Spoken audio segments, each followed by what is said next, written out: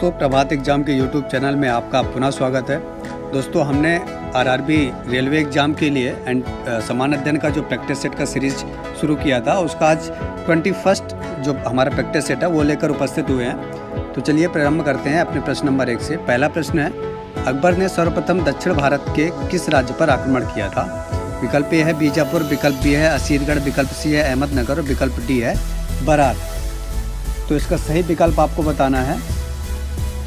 दोस्तों, इसका सही आंसर होगा विकल्प सी, यानी कि अहमदनगर जो दक्षिण भारत में स्थित है, वहाँ पे अकबर ने सबसे पहले आक्रमण किया था। आपको बता दें, अकबर का जो शासन था वो 1556 से 1605 तक चला। ये मुग़ल साम्राज्य थे, इनको अकबर द ग्रेट के नाम से भी जानते हैं। इन्होंने एक धर्म चलाया, नाम था उसका दीन इलाही। ये इनका प्रमुख धर्म था। और सैन्य व्यवस्था के लिए इन्होंने एक नया सुधार किया जिसका नाम है मनसबदारी प्रथा। तो मनसबदारी प्रथा भी जो है अकबर ही लेके आए थे।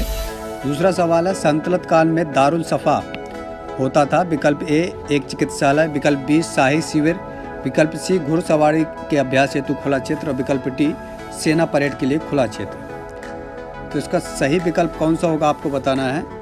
विकल्प डी इसका सही विकल्प है। दोस्तों, सेना परेड के लिए खुला क्षेत्र को सल्तनत काल में दारुल सफ़ा बोलते थे। तीसरा सवाल है, निम्न राजवंशों में सबसे पुराना राजवंश कौन सा है? आपको बताना सबसे पुराना कौन सा है। तो पहला है चालुक्य, बी है पल्लव, सी है राष्ट्रकूट और डी है सातवाहन। तो इसका सही विकल्प कौन सा होगा?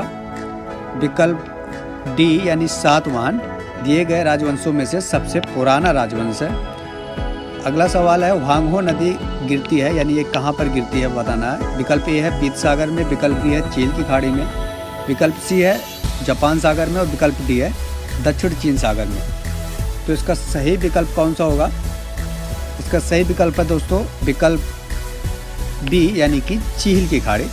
वांगहो नदी दोस्तों चीन की एक प्रमुख नदी है जो चील की खाड़ी में गिरती है। आपको बता दें, वांगहो नदी को चीन का शोक भी बोलते हैं। कई बार पूछा जाता है कि चीन का शोक कौन सी नदी को बोलते हैं, तो वो है वांगहो नदी।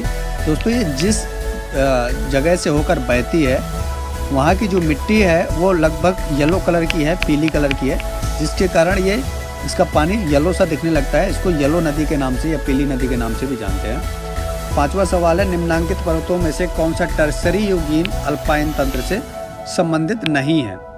तो विकल्प ए है उत्तरी अमेरिका रॉकीज, विकल्प बी है अफ्रीका का एटलस, विकल्प सी है दक्षिण अफ्रीका का एंडीज और विकल्प डी है भारत का अरावली। तो इसका सही विकल्प कौन सा होगा? दोस्तों, इसका सही विकल्प होगा विकल्प डी, यानी भारत का अरावली टर्सरी युगीन अल्पाइन तंत्र से संबंधित नहीं है। बाकी उत्तरी अमेरिका रॉकीज, अफ्रीका का एटलस और दक्षिण अमेरिका का एंडीज ये अल्पाइन तंत्र के संबंध रखते हैं। दोस्तों, भारत में जो अरावली है वो बेसिकली राजस्थान में फैली हुई है, राजस्थान में फैली पर्वत श्रेणी है। ये काफ़ी पुरानी श्रेणी है, लेकिन लगातार अपरदन के कारण इसकी ऊंचाई कम हो गई है। छठा सवाल है, निम्नलिखित में से कौन सा भारतीय प्लेट का भाग नहीं है? तो विकल्प ए है ऑस्ट्रेलिया, विकल्प बी है बोर्नियो, विकल्प सी है सऊदी अरब और विकल्प डी है श्रीलंका।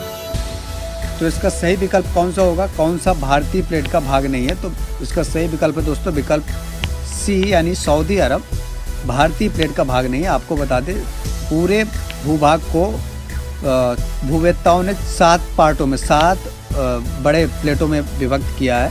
भारतीय प्लेट जो है एशियाई प्लेट का एक भाग है, लेकिन उसमें सऊदी अरब को शामिल नहीं किया जाता। ऑस्ट्रेलिया, बोर्नियो और श्रीलंका इसमें शामिल है। अगला सवाल है, भारत में द्वैत शासन था उसको लागू किया गया था, कब लागू किया गया था? विकल्प ए है भारत सरकार अधिनियम 1909, भारत सरकार अधिनियम 1919, विकल्प सी है भारत सरकार अधिनियम 1935 और विकल्प डी है भारत सरकार अधिनियम 1961। तो इसका सही विकल्प कौन सा होगा? दोस्तों, इसका विकल्प बी, यानी भारत सरकार अधिनियम 1919 के तहत द्वैत शासन भारत में लगाया गया था। दोस्तों, ये 1919 के एक्ट जो आया था उसमें महिलाओं को भारत में वोटिंग का राइट दिया गया था। महिलाओं को वोटिंग राइट दिया गया था, हालांकि सीमित मात्रा में था। इसमें एक प्रावधान और किया गया था कि इस अधिनियम के लागू होने के पश्चात क्या इम्प्रूवमेंट हुए, उसके लिए 10 साल बाद एक कमीशन बनाया जाएगा। 10 साल बाद एक कमीशन बनाया जाएगा जो रिव्यू करेगा इसकी खामियों को और इसकी अच्छाइयों को। इसके लिए 1928 में साइमन कमीशन भारत आया। इसके 7 सदस्य थे और सातों के सातों अंग्रेज से, जिसकी वजह से भारत में इसका बहुत विरोध किया गया। आपको बता दें, इस अधिनियम में एक प्रावधान किया गया था लोक सेवाओं के गठन के लिए, जिसके लिए ली कमीशन बाद में बना। कई बार पूछा गया ली कमीशन किसके लिए बना था, तो ली कमीशन के तहत ही भारत में लोक सेवा आयोग की स्थापना की गई।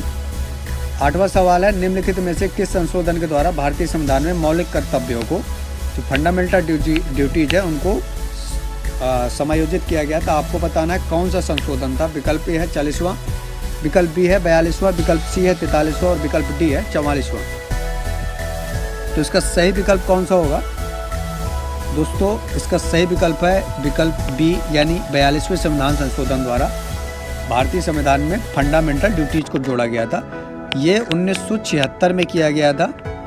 इसके तहत जो भाग 4 है, जिसमें हमारे नीति निर्देशक तत्व दिए हैं, उसमें एक अनुच्छेद बनाया गया था, अनुच्छेद 51 का एक स्पेशली अनुच्छेद बनाया गया था, जिसमें 10 फंडामेंटल ड्यूटीज जो है जोड़ी गई थी। बाद में 2003 में 11वीं फंडामेंटल ड्यूटीज उसमें जोड़ी गई, शिक्षा संबंधी, कि प्रत्येक संरक्षक का ये दायित्व होगा कि अपने बालकों को प्राथमिक शिक्षा प्रोवाइड करवाए। अगला सवाल है 9वां, निम्नलिखित में से किस रिट का अर्थ है हम आदेश देते हैं? तो विकल्प ए है बंदी प्रत्यक्षीकरण, विकल्प बी है परमादेश, विकल्प सी है अधिकार परीक्षा और विकल्प डी है उत्प्रेषण। तो इसका सही विकल्प है विकल्प बी, यानी कि परमादेश, जिसके तहत ये कहा जाता है कि हम आदेश देते हैं।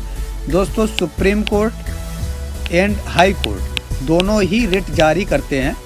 अगर किसी या किन्हीं लोगों के फंडामेंटल राइट का उल्लंघन हो रहा है, वो 5 टाइप के रिट जारी करते हैं, जिनमें से 4 ये जो दिए गए हैं, बंदी प्रत्यक्षीकरण, परमादेश, अधिकार परीक्षा, उत्प्रेषण, और एक और है, नाम है प्रतिषेध। प्रतिषेध भी एक रिट है जो कोर्ट जारी करती है। अगला सवाल है 10वां, किसी अर्थव्यवस्था में निम्नलिखित में से कौन सा ऐसा कार्य है जो केंद्रीय बैंक के कार्यों में शामिल नहीं है? आपको बताना है कि केंद्रीय बैंकों के कार्यों में शामिल नहीं है। विकल्प ए है विदेशी मुद्रा विनिमय का कार्य, विकल्प बी है मौद्रिक नीति पर नियंत्रण, विकल्प सी है सरकारी खर्चों पर नियंत्रण और विकल्प डी है बैंकों के बैंक के रूप में कार्य करना। तो इसका सही विकल्प कौन सा होगा दोस्तों? फ्रेंड्स, इसका सही विकल्प है विकल्प सी, यानी सरकारी खर्च पर नियंत्रण केंद्रीय बैंक का काम नहीं है। केंद्रीय बैंक यानी आरबीआई, इसकी स्थापना कब की गई थी? 1935 में की गई थी। 1935 के एक्ट के द्वारा ही की गई थी। बाद में 1949 में इसका राष्ट्रीयकरण भी किया गया। आपको बता दें, भारत का जो आरबीआई बैंक है वो केंद्रीय बैंक है और बैंकों का बैंक तथा सरकार के बैंक के रूप में कार्य करता है। साथ ही जो मॉनेटरी पॉलिसी पर कंट्रोलिंग होती है वो भी आरबीआई ही करता है, और फॉरेन एक्सचेंज का जो कार्य है वो भी आरबीआई ही संभालती है। लेकिन सरकारी खर्चों पर कंट्रोलिंग का इसका कोई काम नहीं है। इसके लिए एक पीएसी है, लोक लेखा समिति बोलते हैं, इसका गठन किया जाता है। और जो भारतीय संविधान में इसका वर्णन है कैग, जिसका अनुच्छेद 148 से 151 तक है, ये भी सरकारी खर्च पर नियंत्रण के लिए काम करता है और रिपोर्ट पेश करता है गवर्नमेंट को। 11वां सवाल है व्यापार नीति में शामिल है। आपको बताना है कौन कौन से शामिल है। विकल्प ए निर्यात आयात नीति, विकल्प बी है लाइसेंसिंग नीति, विकल्प सी है विदेशी मुद्रा नीति और विकल्प डी है भुगतान संतुलन की नीति। तो आपको बताना है व्यापार नीति में कौन शामिल है। तो इसका सही विकल्प कौन सा होगा? विकल्प ए, यानी आयात निर्यात नीति व्यापार नीति में शामिल है। बाकी लाइसेंसिंग नीति, विदेश मुद्रा नीति और भुगतान संतुलन नीति इसमें शामिल नहीं होते हैं।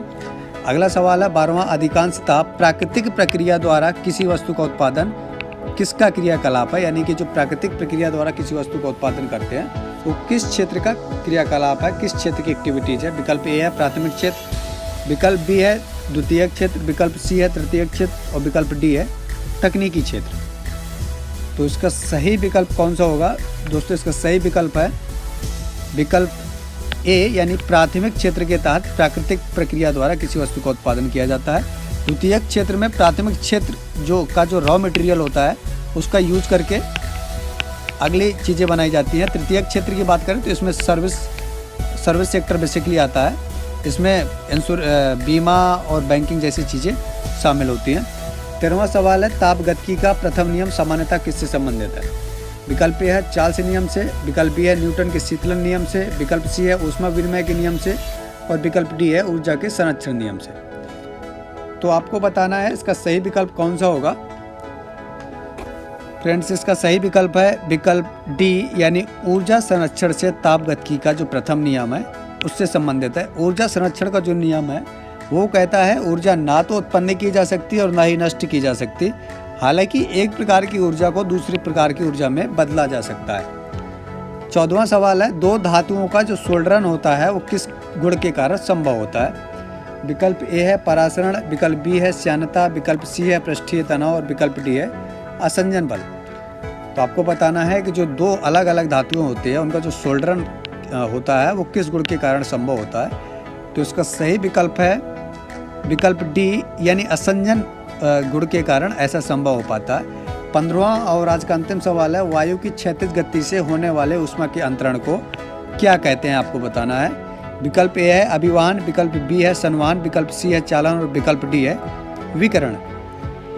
तो इसका सही विकल्प कौन सा होगा दोस्तों? फ्रेंड्स, इसका सही जवाब होगा विकल्प ए, यानी अभिवहन। अभिवहन के कारण वायु की क्षैतिज गति में होने वाला ऊष्मा का अंतरण होता है। आपको बता दें, इस तरीके से जब वायु चलती है और ऊर्जा का अंतरण होता है तो डैट इज कॉल्ड अभिवहन।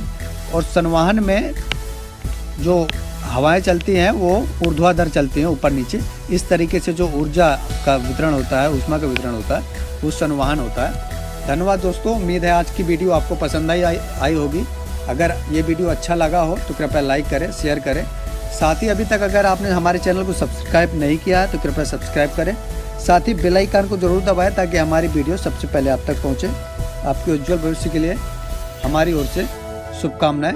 दोस्तों, हमारी कोशिश रहती है कि आपको महत्वपूर्ण फैक्ट प्रोवाइड करवाएं, जैसा कि हमने और भी वीडियो में बताया है।